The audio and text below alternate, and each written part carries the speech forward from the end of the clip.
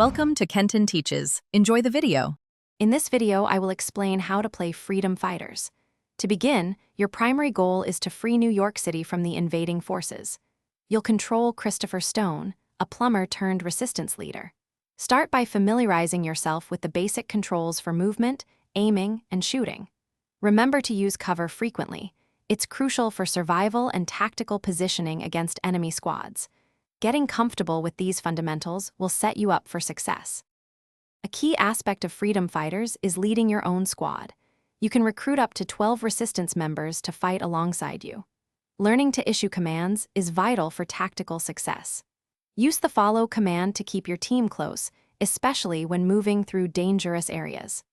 The attack command directs your squad to engage specific enemies, while the defend command instructs them to hold a particular location, providing crucial cover fire. Maintaining your squad's morale and managing supplies are essential for victory.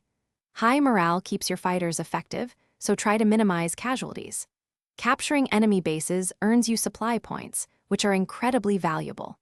These points allow you to heal yourself and your squad, ensuring everyone stays in the fight. You can also replenish your ammunition and explosives at these captured points, keeping your arsenal ready for the next engagement. For strategic gameplay, always plan your attacks. Flanking maneuvers can be highly effective against entrenched enemies. Prioritize taking out enemies with heavy weapons, like rocket launchers or machine guns, as they pose the biggest threat.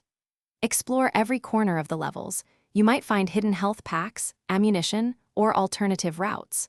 Remember to use the environment to your advantage, whether it's for cover or creating choke points for the enemy. Thanks for watching. Please subscribe if this video was helpful.